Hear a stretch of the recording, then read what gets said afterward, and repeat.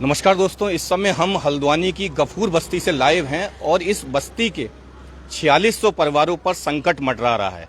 ये परिवार जो रेलवे लाइन है उसके करीब पिछले कई सालों से रह रहे हैं और कुछ परिवार जो है रेलवे की सीमा भी नहीं आते हैं। लेकिन मैं आपको बता दूं, यहाँ पर इस बस्ती को उजाड़ने की तैयारी प्रशासन ने कर ली है। पूरी तरीके से फोर्स की भी मांग जिलाधिकारी की ओर से की गई है। जैसा कि डीएम ने कल बताया कि 4 चरणों में अभियान चलेगा। 4600 मकान चिन्हित किए गए हैं जिन्हें पूरी तरीके से हटाया जाएगा और इसको अतिक्रमण प्रशासन ने माना है। आज हम इस बस्ती में पहुंचे हैं, आप देख सकते हैं तमाम लोग हमारे साथ में हैं। इनकी एक दर्द है, इनकी एक पीड़ा है कि अगर उन्हें हटाया जाता है तो उन्हें कहीं पुनर्वास किया जाए, उन्हें कहीं छत दी जाए, उनको जो है वो आशियाना दिया जाए ताकि वो अपने बच्चों के साथ रह सके। 46 परिवारों का मतलब होता है 46 को, अगर एक परिवार में 4 लोग भी हैं तो निश्चित तौर पर जो है सीधे 16-17 हजार लोग यहाँ पर प्रभावित हो रहे हैं। कुछ लोगों से बातचीत करेंगे, उनका दर्द जानेंगे कि आखिर किस तरीके से देखते हैं। चाचा क्या कहेंगे? हाँ, क्या कहेंगे, यहाँ पर जो परेशानी हो रही है ये सन 89 से घिरी हुई है। सन 89 में यहाँ पर हम आए हैं और जहाँ बात सन 7 में उन्होंने जो तोड़ी थी उन्होंने, तो इसमें थोड़े से प्लॉट थे, उसके बाद हमें बच गई है। जब रेलवे जगह थी, रेलवे ने कब्जा क्यों नहीं किया अपना? पहली बार जगह रेलवे की ये है नहीं, ये जगह रेलवे की नहीं है। क्यों जो हमारे पटवारी जो थे वो मर चुके हैं और उन्होंने एक वो दी थी पर्ची लिख के कि ये जगह जो है आप वहाँ जाओ, नैनीताल से खतौनी नंबर दिया, खतौनी निकालो, ये नंबर रेलवे की नहीं है। और इन्होंने भी मान लिया कि रेलवे ने भी कि हमें 70-80 फुट जगह चाहिए। जब 80 फुट जगह चाहिए तो तुम 500 फुट पे क्यों निशान लगा रहे हो? हम आपके पास कोई कागज हैं यहाँ के? नहीं, कागज तो नहीं है हमारे पास। कागज कहाँ से होंगे? हम पढ़े लिखे आदमी नहीं है। जो कागज थे वो मेंबर साहब को भी दे दिए हैं और शोएब क्या भी दे दिए हैं, सबके वहाँ दे दिए हैं, सबको हमने इत्तला कर दी है। लेकिन यहाँ जब 2007 में टूटा था, ये कुछ नहीं बचा, सब खाली हो गया था, तो फिर रेलवे ने कब्जा क्यों नहीं किया अपना? आज रेलवे कब्जा कर रही है। इतना मकान बनने के बाद में सबको उजाड़ा जा रही है। मुसलमानों को तो बस उजाड़ रही है, जहाँ जहाँ मुसलमान लगा सबको परेशान कर रहे हैं। बहुत ज्यादा परेशान कर रखा इस हुकूमत ने। सुमित साहब ने कह रहे थे कि हम आ रहे हैं, कहाँ डाली है, क्या पता आपके कहाँ पर है। यहाँ के लोग निकल के जो जागरूक होकर नहीं आते, बाहर को नहीं आते। किसी तरह कहते हैं 100 रुपये करके वकील कर लो। मैंने कहा 20 आदमी समिति बना के वकील करके आसियादारी कर लो, 3-4 आसियादारी कर लो, यहाँ से डाल दो और उससे मालूम हो जाएगा हमें कि हमारा वकील क्या कर रहा है। पूरी बात तुम बता के आके, अब वो सिर्फ थोड़ी बताएगा हमें, वो कह रहे मैंने वकील लगा रखे हैं। अब आप क्या डिमांड करते हैं अगर उजाड़ा जाता है यहाँ पर? पुनर्वास करते हैं, हमारा कोई मतलब नहीं है। हमारा पुनर्वास करते हैं, अपने आप चल जाएंगे हम। कहीं भी जंगल में बिठालते हैं हमें, सब पूरी बस्ती को जंगल में बिठालते हैं, हम अफसाना बना लेंगे वहाँ और चले जाएंगे। 4600 परिवारों का मामला है, क्या मानते हैं? 4600 परिवारों का मामला यह है सर कि इसमें नगर निगम भी पार्टी बनने को तैयार नहीं है। जो नजूल की जमीन है जिसमें पट्टे हैं, जिसमें मेरा मकान का भी पट्टा है, मैं वो आपको दिखा दूं, उसको भी पार्टी रेलवे अपनी भूमि बता रही है। ये उसको भी रेलवे अपनी भूमि बता रही है। इनको नोटिस है रेलवे का नोटिस है। इज्जत नगर में 5 साल लड़ने के बाद हमने खुद अपना वकील करा, लड़े, उसके बाद हमें एसपार्टी कर दिया गया। अब अदालत भी सुनने को तैयार नहीं है, ना विधायक ही सुनने को। क्या मानते हैं क्या होना चाहिए इसमें? तो यह है हमारे इसको नगर निगम को सीमांकन के पहले अपनी जमीन दिखानी चाहिए कहाँ तक है। नगर निगम क्यों पार्टी बनने को तैयार नहीं है? जब ये पट्टे हैं जिनकी रोड टैक्स ले रहा हो, रोड नाली का टैक्स ले रहा हो, सीवर टैक्स ले रहा हो, तो उसको तो आगे आना चाहिए। बड़ी बात यह है कि जिस बस्ती को ढोलक बस्ती कहें या फिर जो है वो आसपास के गफूर बस्ती जो है, जिसको कि प्रशासन पूरी तरीके से अवैध मान रहा है, वहां पर आप देख सकते हैं सामने की ओर बिजली के कनेक्शन, बिजली के खंभे लगे हुए हैं पूरी तरीके से, और यहाँ पर पानी की पूरी व्यवस्था है और सभी के वोटर ID कार्ड बने हुए हैं और चुनाव में अपने वोट का भी इस्तेमाल करते हैं। तो कहीं ना कहीं जो है जो इनके मौलिक अधिकार हैं उन सबका ये प्रयोग कर रहे हैं। घर में बिजली आ रही है, पानी भी नगर निगम इन्हें उपलब्ध करा रहा है। बड़ी बात यह है कि अगर ये बस्ती अवैध थी तो कैसे यहाँ पर बिजली कनेक्शन दे दिए गए, क्यों यहाँ पे पेयजल की लाइनें दे दी गई और किस तरीके से यहाँ पर वोटर ID कार्ड बन गए और आधार कार्ड बन गए। कुछ और लोगों से बातचीत कर लेंगे, क्या कहेंगे? सर यही कहेंगे, हमें करीब लगभग 35 साल हो गए यहाँ पर बस्ती में, और सन 2007 में जब हुआ था अतिक्रमण, उस टाइम पूरी बस्ती खाली हो चुकी थी, कोई घर नहीं बचा था। तो फिर पब्लिक ने एकता करके जब उन्हें भगाया है, उसके बाद दोबारा लौट के नहीं आए सर। फिर सन 2016 में मैडम जब जीती थी, 17 में मैडम आई थी यहाँ पर कोर्ट के मैदान में, उन्होंने ये कहा था क्लियर कि मलिन बस्ती घोषित कर दी गई है। सन 1998 में मलिन बस्ती घोषित हो चुकी है। उसके रजिस्ट्रेशन कागज है और दस्तावेज है यहाँ के बस्ती के। सन 1998 में यहाँ पर खड़ंजा पड़ा, मलिन बस्ती घोषित जब हुई थी सन 1998 में डोडा के। आप कह रहे हैं आप खड़ंजा पड़ा था, और मैं आपको दिखा सकता हूं नगर निगम की ओर से यहाँ पक्की रोड भी डाली गई है, यानी बस्ती को सारी सुविधाएं यहाँ पर उपलब्ध कराई गई हैं। और कहीं ना कहीं बड़ा सवाल ये है कि आखिर ये बस्ती अवैध थी तो सारी इंतजामात जो यहाँ पर प्रशासन की ओर से उपलब्ध कराए गए, नगर निगम की ओर से उपलब्ध कराए गए, क्यों कराए गए?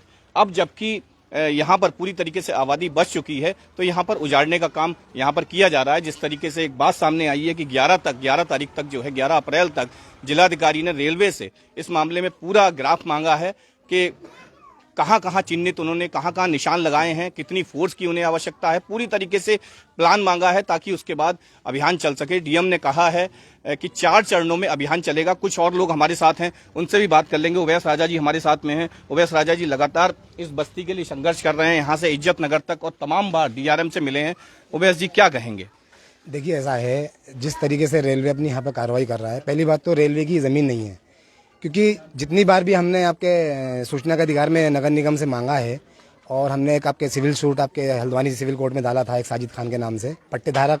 ये जो गफूर बस्ती है और ये जो ढोलक बस्ती है, इसके नीचे जो आपके चोरगलिया रोड के बाद जो नीचे नई बस्ती इंदिरा नगर और आज़ाद नगर लगता है, उस बस्ती में जो खाली गफूर बस्ती और ढोलक बस्ती के नाम से पूरे इलाके को उजाड़ने का जो ये साजिश चल रही है, ये एक गलत साजिश है, क्योंकि ये ज़मीन रेलवे की है ही नहीं। रेलवे इसमें पूरी गुंडागर्दी कर रहा है, जब अभी तक नगर निगम ने अपना सीमांकन नहीं करा है इसमें। क्योंकि नगर निगम पहले ये तो बताए कि उसकी ज़मीन कहाँ तक है, क्योंकि नगर निगम अभी सिविल सूट में भी जवाब जब उन्होंने सिविल कोर्ट में दिया है तो उसमें ये कहा है कि ये ज़मीन नगर निगम की ज़मीन है, उत्तराखंड सरकार इसका मालिक है और इसकी देखरेख नगर निगम करता है। जब सरकार मालिक है और नजूल ज़मीन है और नगर निगम देखरेख करता है तो फिर ये रेलवे की ज़मीन कहाँ से हो गई है? और हमने इस मामले में डीआरएम साहब से भी मुलाकात करी है और डीएम साहब से भी कई बार मुलाकात करी है और ऊपर भी हमने काफ़ी बार अपनी जो है बात रखी, लेकिन मामला यही है कि एक साजिश के तहत इस बस्ती को उजाड़ने का पूरा प्लान चल रहा है। अब देखते हैं आगे क्या होता है, किस तरीके से कार्रवाई। बड़ा सवाल जनप्रतिनिधियों पे है। अगर बात करें तो यहाँ बड़ी संख्या में वोट बैंक जो है वो मुस्लिम समाज का है। आप लोग अपने वोट का भी इस्तेमाल करते हैं, जनप्रतिनिधियों का क्या रुख है इस मामले में? देखिए, जनप्रतिनिधि तो हमने अभी तक जो यहाँ के लोग थे वो तो फिलहाल साइलेंट ही बैठे हैं, और जो यहाँ से हमारे लोगों ने विधायक चुना है, अभी मछली बाजार में 12-13 दुकानें टूटी थी तो विधायक जी ने अपने आप को जो है घर में नज़रबंद करा लिया था। तो जरा सी 12 दुकानों में जब नज़रबंद विधायक जी करा ले रहे हैं अपने आपको, तो यहाँ तो 4600 परिवार यानी 25 से 30 हज़ार लोगों के लिए अगर कल को आपके असम की पुलिस और आपके नागालैंड की पुलिस अगर आ गई यहाँ पर तो विधायक जी अपने आपको जंजीरों से जकड़वा लेंगे। इसका मतलब क्या है फिर सीधे सीधे? यानी आप डरते हो पुलिस प्रशासन से? जरा सा आपके 13-14 दुकानों में आप अपने घर को अपने आप को नज़रबंद करा लेते हो तो इतनी बड़ी आबादी आपसे क्या उम्मीद रखेगी? तो इसका मतलब इस बार जो हमारे लोगों का जो डिसीजन था वो गलत डिसीजन हो गया है वोटों का। यानी आपको विधायक बनने के बनाया, ताकत दी, ताकत देने के बाद आप उस ताकत को यूज ही नहीं कर पा रहे हैं, तो क्या उम्मीद रखेगी यहाँ की जनता? कोई उम्मीद नहीं है कि जनता को। अब लड़ाई मानते हैं क्या होना चाहिए, प्रशासन को क्या कदम उठाना चाहिए? देखिए, मेरे हिसाब से तो ये है कि अभी फिलहाल हम लोग इसमें और भी कोशिश में लगे हैं और जल्द हम इसमें डीएम साहब से मिलेंगे कि पहले इस बस्ती का जो ढोलक बस्ती है, जो ढोलक बस्ती और ये गफूर बस्ती है, इस बस्ती का पुनर्वास कराया जाए और इन लोगों को जगह दी जाए। और जो नई बस्ती इंदिरा नगर और आज़ाद नगर है, ये बस्ती पुरानी बस्ती है, 150 साल पुरानी बस्ती है, इसका कोई मतलब नहीं है। इसका सीमांकन करा के नगर निगम की सभी ज़मीन है। और ये जो बस्ती गफूर बस्ती और ढोलक बस्ती है, इस बस्ती का अगर माना रेलवे चाहती है कि अगर ये ज़मीन हमें चाहिए तो पहले सरकार उसका आपके पुनर्वास कराए, उनको जगह दे और उसके बाद फिर इस बस्ती को उजाड़े, तब तो हम माने कि हाँ चलो सही डिसीजन कराया सरकार ने। लेकिन बड़ी बात उवैस जी ये है कि बस्ती उजड़ने की अब कगार पर है। जिस तरीके से प्रशासन शक्ति दिखा रहा है, शासन शक्ति दिखा रहा है, डीएम ने पूरी रिपोर्ट जो है वो रेलवे से मांगी है और केंद्रीय बल भी यहाँ पर मांगा है कि केंद्रीय बल भी लगाया जाएगा अतिक्रमण को हटाने के लिए। यानी पूरी तरीके से इस कॉलोनी को, इस बस्ती को अवैध मान लिया है प्रशासन ने। तो लगातार अगर इतने वर्षों से रहते आ रहे थे तो क्या आपको लगता है कि कोई कोशिशों में कमी रह गई जो आज ये नौबत आ रही है? देखिए, अंतिम और आखिरी यही मकान है लोगों के पास। अगर प्रशासन सोच रहा है कि आपके जो है कि हम एक तरीके से आके जल्दी से यहाँ पे आके अतिक्रमण कर देंगे और लोगों को भगा देंगे यहाँ से, इतना आसान यहाँ से अतिक्रमण हटाना नहीं होगा। सरकार को इस बारे में सोचना पड़ेगा, एक बार नहीं 100 बार सोचना पड़ेगा। हाईकोर्ट ने अगर कोई आदेश दिया है या कोई बात करी तो सरकार उस पर पैरवी करे। सरकार पैरवी कर सकती है, सरकार सब कुछ कर सकती है। अगर सरकार में हमारे विधायक जी अपनी बात रखे जाके, अब अपने जो यहाँ पर जो हम क्षेत्र के लिए लोगों ने विधायक बनाया, जाके अपनी बात रखें, मुख्यमंत्री से मिले, मुख्य सचिव से मिले, जाके बात करें कि आखिर ये इतना बड़ा मसला चल रहा है, क्यों एक तरफा कार्रवाई की जा रही है। लेकिन इस तरीके की कोई कार्रवाई नहीं है। लेकिन अगर प्रशासन सोच रहा है कि यहाँ के लोगों को एकदम उजाड़ दिया जाएगा तो ये इतना आसान नहीं होगा, क्योंकि लोगों के पास सिर्फ और सिर्फ यही मकान और यही घर है। इसके लिए लोग बाग बहुत बुरी तरीके से मुसीबत में आ जाएंगे। आशियाने पर संकट है तो निश्चित तौर पर जो है लोगों में आक्रोश साफ दिखाई दे रहा है। एक माताजी भी साथ में खड़ी हैं, बात करेंगे, क्या कहेंगी? भैया यहाँ के लिए 1 साल उजड़ा था ये बस्ती, तो मीडिया वालों ने कुछ भी नहीं दिया, 2-3 उधर का हिस्सा दिया था और पूरे घर उजड़ गए थे। इनका कहने का मकसद ये है सर, 2007 में जब अतिक्रमण हुआ था तो डीएम साहब ने चिन्हित किया थे कि हमें इतनी जगह चाहिए चूना डाल के। भैया हमें सर, जगह चाहिए। उसके बाद क्या हम लोगों ने ये मांग रखी थी सबों ने मिलके कि इन लोगों का पुनर्वास किया जाए। जहाँ तक डीएम साहब ने चिन्हित किया था कि उन लोगों के लिए पहले पुनर्वास किया जाए। अब जो है उस निशान को तो भूल गए, क्या कहाँ डीएम साहब ने निशान लगाया था करके। अब पूरी हल्द्वानी ले ली बनपुरपुरा। अब तो मार जाएंगे और मारेंगे और यहीं रहेंगे बस्ती में, नहीं हटेंगे यहाँ से। मतलब यहाँ से नहीं हिलेंगे, यहीं पे नहीं हिलेंगे, हाँ कोई नहीं हिलेगा यहाँ से। आप देख सकते हैं पूरी तरीके से 30, 35, 40 साल से लोग रह रहे हैं और यहाँ पर आप देख सकते हैं पक्के मकानों का निर्माण हो रखा है पूरी तरीके से। चारों ओर आप देख सकते हैं पक्के निर्माण यहाँ पर हो गए हैं, बिजली के कनेक्शन है, पेयजल की लाइनें बिछी हुई हैं। ऐसे में निश्चित तौर पर एक सवाल, बड़ा सवाल ये भी है कि ये लोग जाएं तो कहां जाएं, और पूरी तरीके से असमंजस की स्थिति में है, क्योंकि प्रशासन पूरी तरीके से तैयारी में है। अब अतिक्रमण को कोई छूट प्रशासन देने के मूड में नहीं है। एक प्लानिंग जिस तरीके से डीएम ने कल अपना पक्ष रखा, डीएम ने कहा 4 चरणों में अभियान ये चलेगा, 4600 मकान हैं जिन्हें हटाया जाएगा। कुछ और लोग हैं जिनसे बातचीत कर लेते हैं, क्या कहेंगे? भैया ऐसा है ना कि कोर्ट में चल रहा है मामला, हाई कोर्ट में मामला चल रहा है, एक पक्षीय कार्रवाई हो रही है। रेलवे के पक्ष में जो है कोर्ट फैसला सुना रहा है। अभी तक यहाँ की जो आवाम है, जिन लोगों को नोटिस दिए गए हैं, जिन लोगों पे मुकदमा है, जिन लोगों को अतिक्रमण कहा जा रहा है, उन लोगों की बात तो कोर्ट ने सुनी नहीं है। ना प्रशासन सुनने को तैयार है, ना कोर्ट सुनने को तैयार है। कम से कम हमारा कहना मकसद ये, कोर्ट यहाँ के लोगों की बात तो सुने। जब यहाँ के लोगों को बिजली के कनेक्शन दे रखे हैं, पानी के कनेक्शन दे रखे हैं, रोडें दे रखी हैं, वोटर ID कार्ड दे रखे हैं, हमें वोटर बना रखा है, हम खाली वोट बैंक बन के रह गए हैं यहाँ पर। बाकी हमें अतिक्रमण ग्रस्त बना दिया है कि हम अतिक्रमण में है, जो आता है वो वोटर। और हमारे विधायक जी, जिसको जो है यहाँ के बनपुरपुरा के लोगों ने 28 से 29 हजार वोट देके जिसे चुना है, वो जो है अभी तक यहाँ के लोगों की परेशानी के लिए एक लफ्ज नहीं बोला कि हाँ भाई कि यहाँ के लोगों के लिए मैं क्या कर रहा हूँ, क्या करूँगा, क्या करना है आगे, एक लफ्ज नहीं बोल रहा है। ऐसा लग रहा है कि विधायक जी जो है नापेद हो गए, लोगों की नजर से ओझल हो गए, विधायक जी को ढूंढना पड़ेगा, ऐसा लग रहा है। क्या मानते हैं कोई नेता ना होना भी एक बड़ी वजह है यहाँ पर जो कुछ चल रहा है? नेता तो थे, मगर ऐसा है सब नेता इस टाइम पर पता नहीं डर गए हैं, जाने क्या बात है, क्या हो गया है, जो निकल के आने को तैयार नहीं है। आवाम का वोट लेने के लिए तैयार है, मगर परेशानी में खड़े होने को तैयार नहीं है ये नेता। परेशानी में खड़े होने को तैयार नहीं है। आप देख सकते हैं लोगों का आक्रोश। सन 1982 में 84 में जब ये सूर्य प्रताप सिंह आए थे, तो जब जगह गई तो उन्होंने कहा, रेलवे से बताया था कि आपको जगह कितनी चाहिए। जितनी जगह चाहिए उन्होंने चून डाल के तारबंदी करवा दी। बोले एक बार जगह मुझसे हो, जितनी जगह चाहिए मैं खाली करवा देता हूँ। सूर्य प्रताप सिंह ने जगह खाली कराई और खाली कराने के बाद बाकी जगह बच गई, इन्होंने तारबंदी कर दी, कोई मतलब नहीं हुआ। वही प्रताप सिंह वहाँ टिकोया रोड पर जो अतिक्रमण हुआ, दुकानें सब हटवा दी, लेकिन उन्होंने सबको दुकानें दी। और उनका कहना ये था कि सिफारिश लेके बताओ, खुद आओ, मुझसे खुद डायरेक्ट बात करो, खुद बात करूंगा। डीएम साहब से प्रताप सिंह जो आए थे, तो वो चूना डलवा गए थे यहाँ पर। और शायद लेडीज आई थी सन 2007 में, उन्होंने चूना डाला वहाँ से, हाँ वहाँ उन्होंने चूना डलवाया यहाँ से ऐसे एल टैप पे जाने के लिए कि भाई ये जगह इतनी छोड़ दो। तब भी रेलवे ने कुछ नहीं करा।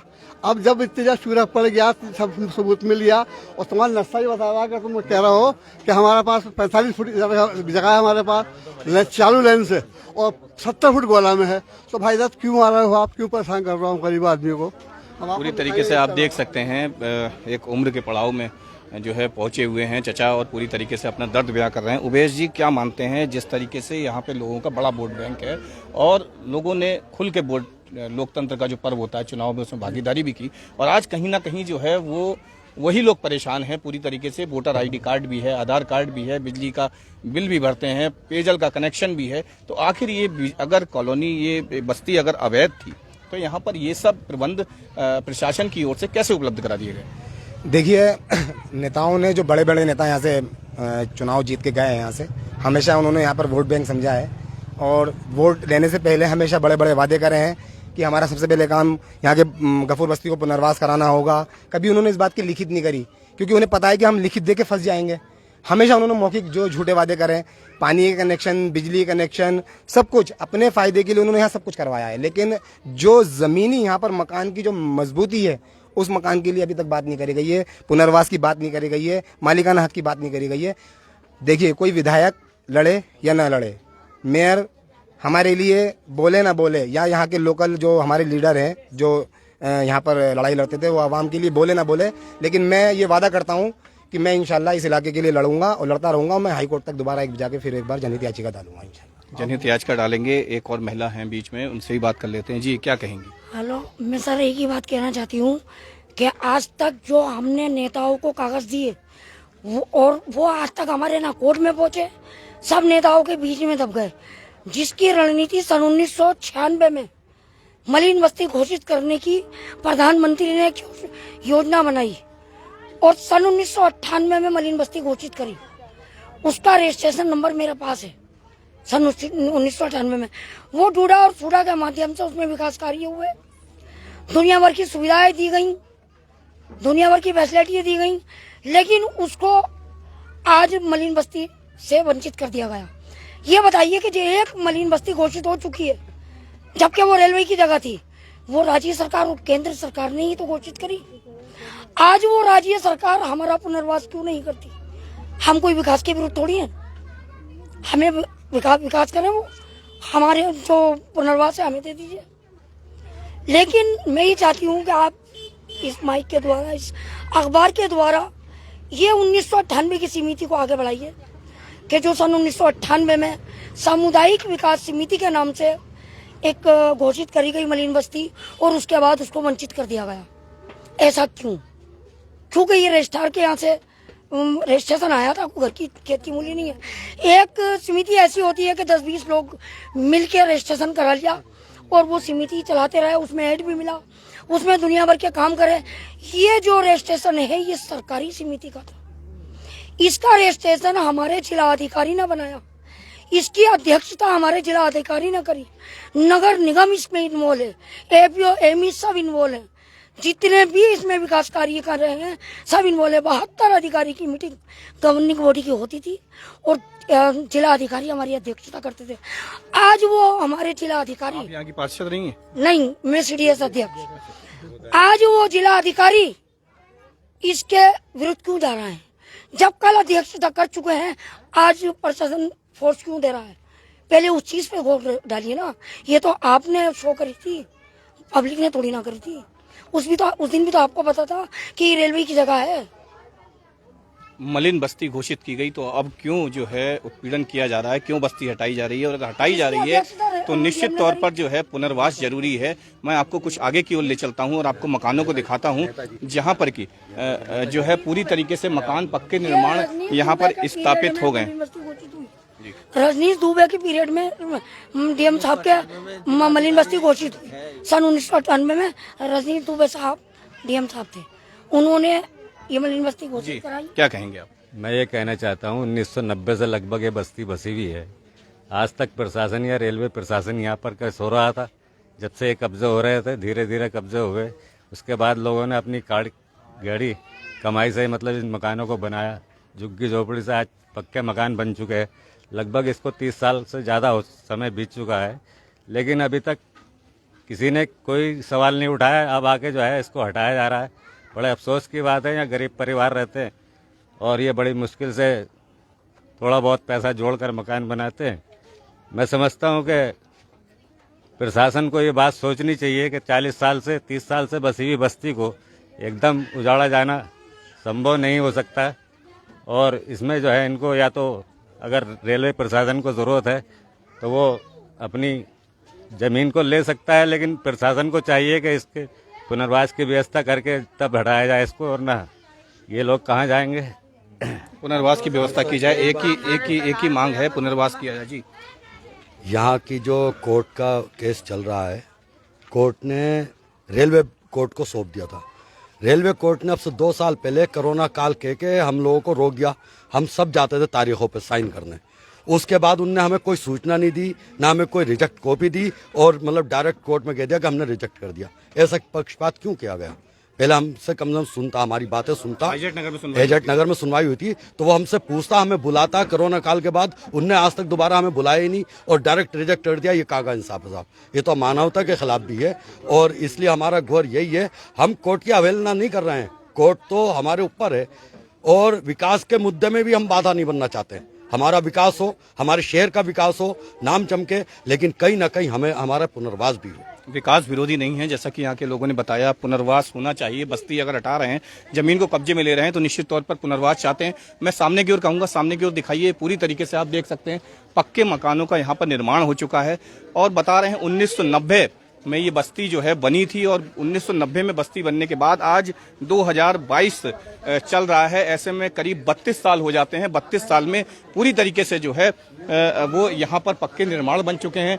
सीवर लाइनें कहेंगे तो बिजली के कनेक्शन हो गए हैं, पेयजल लाइन, इसके अलावा पक्की सड़कें आप देख सकते हैं जो नगर निगम की ओर से यहाँ पर डाली गई हैं। और मैं आपको और आगे की ओर ले चलता हूँ। देख सकते हैं आप, ये घना इलाका है और घना इलाके के साथ ही जो है वो पूरी तरीके से पक्के निर्माण यहाँ पर साफ दिखाई दे रहे हैं। और जो प्रशासन की जो निश्चित तौर पर जिस तरीके से एकदम एक्शन मोड में जो प्रशासन आया है, उसको लेकर जो है एक लोगों में क्षोभ भी है, असमंजस भी है और दहशत का माहौल भी है कि आखिर वो यहाँ से उजड़े तो कहाँ जाएंगे। सबसे बड़ी बात ये है। कुछ और लोगों से भी बात कर लेते हैं जो कि हमारे साथ में हैं। क्या कहेंगे सर? ये 30-32 साल से बसी हुई बस्ती को इस तरह से प्रशासन पक्षपात के लिए उठा रहे हैं। एकदम चुनाव में अपोजिट रिजल्ट आने के बाद ऐसा लगता है कि जैसे कि बस सारी सरकारी हमारे खिलाफ हो चुकी है। मतलब चुनाव के जो नतीजे आए उससे कहीं ना कहीं सरकार खिलाफ हो गई। बिल्कुल, इससे बिल्कुल यही इम्पैक्ट है। इसमें पूरी बीजेपी जो पार्टी है कि पूरे उसके जिला अध्यक्ष भी, उनके जी मेयर भी, उनके सभी कुछ जो है इसके खिलाफ लगे हुए हैं। कानून तक बदलने की प्रक्रिया में लगे हुए हैं। आज तक जो है ऐसा नहीं हुआ था जो अब होने जा रहा है। पहले बीजेपी ही गवर्नमेंट ने इसको बचाया भी 2007 में, लेकिन आज जो है इस चुनाव के नतीजों के बाद एकदम पक्षपात हो गया। कहीं ना कहीं आरोप ये भी है कि जो विधानसभा चुनाव के जो नतीजे आए हैं उसको लेकर जो है वो यहाँ पर जो प्रशासन पक्षपातपूर्ण कार्रवाई कर रहा है और इस बस्ती पर जो है वो एक तरीके से बुलडोजर चलने वाला है। जिस तरीके से यूपी में बाबा का बुलडोजर चल रहा है, ऐसे में कहीं ना कहीं दामी का बुलडोजर भी इस बस्ती पर चलने वाला है और यहाँ के लोग असमंजस की स्थिति में परेशान हैं। बने रहिए फ्रंट न्यूज नेटवर्क के साथ। नमस्कार।